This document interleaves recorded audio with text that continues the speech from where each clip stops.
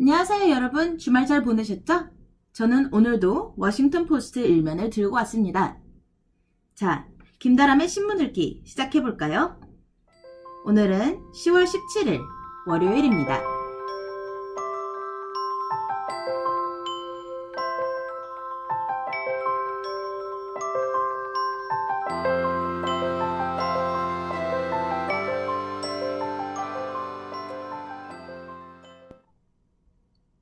자, 월요일부터 전쟁 얘기하기 조금 마음이 무겁긴 하지만 어쨌든 첫 번째 스토리로 나와 있는 거니까 한번 훑어볼게요.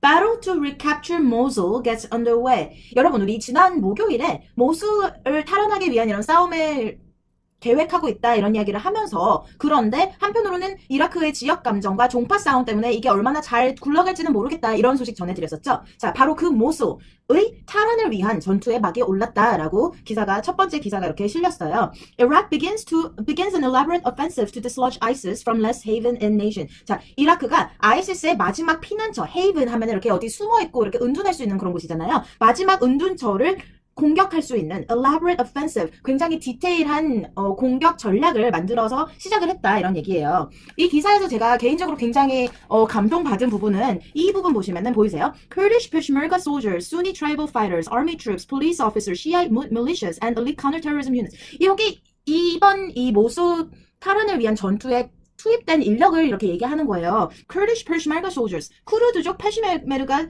군인들, 그리고 순니 tribal fighters, 순니파 전사들, army troops, 그냥 이라크 군대의 부대, police officers, 뭐 경찰, Shiite militias, 시아파 민병대, and elite counterterrorism unit, 엘리트 대테러 부대. 이게요, 여러분, 그냥 정부만이 이렇게 군사를 투입하고 그걸 미국이 백업해주는 그런 게 아니라 이 많은 여러 부족이 다같이 이 전투에 참여를 하고 있잖아요. 이거 굉장히 의미 있는 이벤트입니다, 여러분. 제발 이 모수 탈환이 잘 이루어졌으면 좋겠고요. 굉장히 물론 전쟁 얘기가 기쁜 일은 잘 없지만 그래도 조금이나마 목요일에 얘기했던 그런 종파 싸움 이런 게 조금이나마 나아지고 있는 것만 같은 그런 느낌이라서 좀 읽기에 마음이 좀 덜 무거워지네요. 자, 그리고 이 밑에 조그맣게 나온 건 안 보이실 것 같아서 제가 크게 불려왔어요. In Syria, a symbolic victory. ISIS abandons village that was prophesied as showdown site. 자, 시리아에서 굉장히 의미 있는 승리를 거두었다고 나와 있죠. 아이시스가 여기서 우리가 마지막 결전을 할 것이다. 막 이렇게 말을 했던 그런 village, 조그만 마을을 그냥 도망갔대요. 거기 마을을 시리아 반군이랑 터키랑 미국이 공습도 같이 해줬거든요. 그래서 그 공격을 받고 여기 있다 비크라고 불리는 이 마을을 버리고 그냥 도망갔다는 얘기입니다. 자, 그리고 요즘 우리 신문 훑기에 빠지지 않는 대선 이야기. Clinton weighs whether to go big. 자, 클린턴. 과연 판을 키울지에 대해서 저울질하다라는 이야기예요. States like Utah fall within reach. 유타 같은 주들 손 뻗으면 닿을 듯. Sticking to a smaller map may help party in Senate. 자, 상원의 민주당을 위해서는 판을 안 키우는 게 나을지도 이렇게 나와 있죠. 자, 여러분 이게 무슨 얘기예요? 트럼프가 요즘 들어서 너무 망해가고 있다 보니까 클린턴 진영에서는 가만히 있어봐라. 원래는 민주당을 지지하지 않는 주들, 뭐 유타 같은 주들도 내가 잘하면 이길 수 있겠다. 이런 계산이 서기 시작한다는 소식입니다. 왜 그렇겠어요, 여러분? 예를 들어서 밋 롬니 같은 경우에 유타에서 굉장히 영향력이 큰데 트럼프랑 굉장히 공식적으로 크게 싸우고 갈라졌을 뿐만 아니라 난 차라리 힐러리를 뽑겠다 이렇게 힐러리를 위한 지지 표명까지 했거든요. 그러니까 힐러리 진영에서는 뭐 그러시면 감사 였다가 이제는 가만히 있어봐, 좀만 잘하면 내가 여기서도 이길 수 있겠는데 이런 식으로 변한 거죠. 자, 그러면은 왜 민주당 상원을 위해서는 판을 안 키우는 게 낫고 그럼에도 불구하고 판을 키울까 말까 저울질을 왜 하는 걸까요? 자, 지난 주말부터 트럼프가 계속 돌아다니면서 자기가 연설하는 데마다 가가지고 이번 대선은 조작돼 있다. 이러니까 내가 이길 수가 없지. 이러니까 여러분이 화가 나지. 이러니까 우리가 이 미국이 망해가고 있지. 이러니까 내가 다시 미국을 great, 멋있게 만들어야지. 막 이런 식으로 또 다시 말도 안 되는 소리를 하고 있죠. 근데 아무리 말도 안 되는 소리라도 사람들이 여러 번 자꾸 듣다 보면은 가만히 있어봐. 근데 뭐가 조작됐다는 거야? 이런 식으로 고민을 하게 마련이거든요. 궁금하잖아요. 되게 센세이셔널한 얘기니까. 그래서 요즘에는 민주당이 대선을 이기는 게 문제가 아니라 아주 크게 이겨서 이 말, 조작이라는 말 자체가 나오지도 않게끔 해야 된다. 이런 입장이 나오고 있거든요. 그래서 더더욱이나 클린턴 진영에서는 다른 이렇게 원래 민주당을 뽑지 않는 이런 주들에도 가가지고 유세를 열심히 해야 될까 말아야 될까 이런 걸 생각하고 있다는 얘기입니다.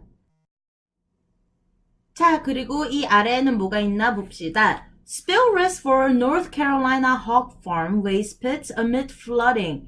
노스 캐롤라이나 주의 홍수 때문에 돼지 농장 폐기물이 유출될 우려가 있다라고 실렸어요. 오 마이 갓. 이거 어떡해. 여러분, 이건 이 지역이 정말 말 그대로 똥통이 될 거란 소식이죠. 여기 사진 몇 개 가져왔는데 보세요. 지금 요즘에 그 마티우 지난주죠 이제 지난주에 마티우가 휩쓸고 간 이 노스캐롤라이나 지역에 안 그래도 지역 자치단체는 돈이 모자라가지고 빨리빨리 복구가 이루어지지도 않는 시점에 환경 운동가들이 가서 봤더니 이게 지금 난리가 난 거예요. 사람들이 다치고 막 이런 것도 물론 중요하지만 사실 지금 당장은 이렇게 사는 게 불편해서 그렇지 막 이렇게 막 태풍이 진행되고 있어가지고 사람들이 막 다치고 막 사망자가 속출하고 막 이런 건 아니잖아요. 미국의 IT도 아니고. 근데 문제는 뭐냐면 이 지역 주변에 이렇게 막 factory farming 거의 막 공장형으로 농사를 하던 사람들이 문제인 거죠. 그 사람들이 문제라기보다는 그런 공장형 농장들에서는 이렇게 보시다시피 이렇게 가축의 분비물을 이렇게 한 곳에 모아둬요. 그러면 이제 차가 와가지고 이걸 가지고 가서 어디 다른 데다 나르겠죠. 근데 이 분비물 탱크들이 물에 휩쓸려 내려가거나 아니면 어디서 또 쏟아지거나 아니면은 뭐 새기 시작한다거나 이런 거를 지금 바로바로 파악이 안 돼가지고 이 주변에 홍수가 그냥 홍수가 아니라 똥홍수가 되기 시작했다 이런 얘기예요, 여러분. 굉장히 환경에도 안 좋고 이 주변의 식수에도 굉장히 안 좋은 영향을 끼칠 것 같아서 굉장히 걱정이 되는 그런 기사입니다. 자, 그리고 여기 좌측에 보시면 Afghans' reliance on US strikes increasing. 아프가니스탄 미군 공습 의존도 날로 높아져 라고 나와 있죠.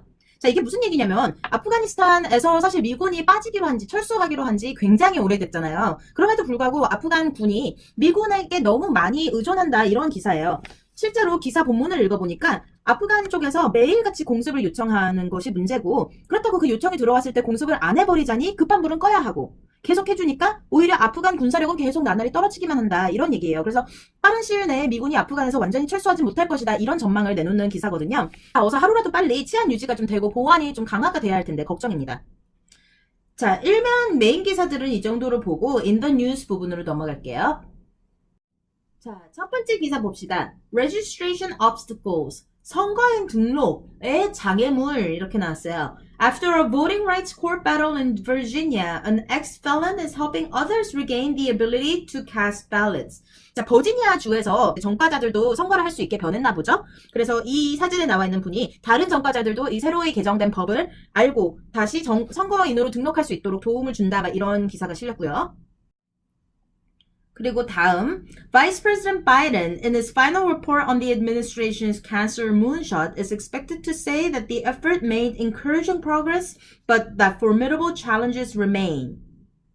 자, 지금 부대통령인 바이든이 암 탐사선 프로젝트를 주관을 했어요. 본인의 아들이 뇌암으로 죽고 나서 굉장히 개인적으로 여기에 많은 에너지와 시간과 돈을 쏟아들이면서 미국 연방 정부가 암에 대해서 더 연구할 수 있도록 돈을 굉장히 많이 지원하는 프로젝트를 시작을 했거든요. 그래서 올해 2월부터 시작된 향후 20년간 1,000억 달러를 들일 이 프로젝트에 대한 바이든의 마지막 보고서가 곧 나올 거고요. 그 보고서에서는 뭐 많은 발전이 있었으나 아직도 부족하다 이런 식으로 굉장히 클리셰한 말을 할 것이라고 나왔습니다. 그렇습니다. 자, 그 다음은 There has been an onslaught of racially charged incidents at colleges across the nation this academic year.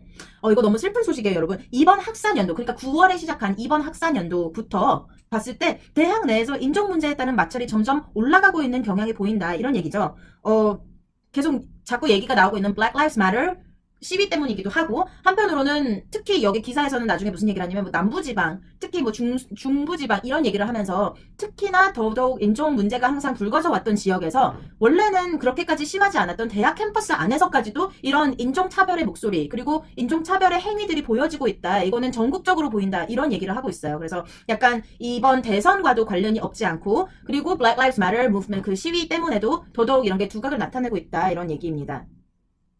자, 그 다음 The World 부분 보시면요. Thai soldiers closed dance bars in Bangkok as a gesture of respect for the country's monarch, King Bhumibol, who died after a long illness and 70 years on the throne. 자, 우리 이미 알고 있듯이 부미볼 왕이 지난주에 돌아가셨죠. 태국은 이 국왕서거에 애도를 표시하기 위해서 방콕 시내의 클럽하고 바들을 영업을 정지했대요. 그래서 실제로 지금 당장 방콕에 있는 많은 투어리스트들이 다른 곳으로 떴다는 얘기가 많습니다. 뭐 인도네시아라든지 말레이시아라든지 라오스 이런 곳으로 다른 곳으로 목적지를 변경했다는 사람들이 굉장히 많고요. 한편 태국 사람들은 그 슬픔을 또 애도의 표시로 전국의 방송을 다 흑백 처리해가지고 내보낸대요. 이게 언제까지 계속 그게 지속될지는 모르겠지만 굉장히 참신한 애도 방식이라고 생각했습니다. 오늘은 The World 부분에 2개밖에 없네요. Montenegro's ruling party, which favors ties with the West, won the most votes in Sunday's parliamentary vote, unofficial data showed. 자, montenegro 우리 그렇게 많이 아는 나라는 아니지만 그래도 중요해요. 왜 중요합니까? 바로 이 중부지방의 유럽 중부지방에서 러시아와 EU, 유럽 연합 사이에서 갈등하는 나라 중 하나이기 때문이죠. 그래서 이번에는 그래도 이번 선거에서는 ruling party, 과반수 당이 반러 당으로 이렇게 뽑혔다 이런 얘기죠. 그래서 이번에 뽑힌 이 당은 수년 전부터 뭐 유럽연합이랑 나토에 가입하고 싶다 이런 의사를 밝혀온 당이고요. 그렇기 때문에 이번에 montenegro의 선거 결과를 유럽연합과 미국이 좋아합니다. 자, 그리고 이 옆에 보시면 오늘이 월요일이기 때문에 이번 주에 무슨 일들이 있을 것이다 라고 나와 있죠. 화요일에는 9월 소비자 물가가 발표될 거고요. 아마도 전달에 비해서 0.3% 상승한 걸로 나올 것 같다 이런 얘기가 나와 있습니다. 그리고 그 다음날 수요일에는 한국의 국무총리와 국방부 장관이 워싱턴에 와서 존 캐리와 애쉬 카터 국방부 장관을 만날 거라고 나와 있고요. 이보다 더 재미있는 이야기는 수요일 날 밤에 올 대선의 마지막 디베이트가 열린다는 거죠. 힐러리 클린턴과 도널드 트럼프가 라스베가스에서 마지막 디베이트를 할 예정입니다.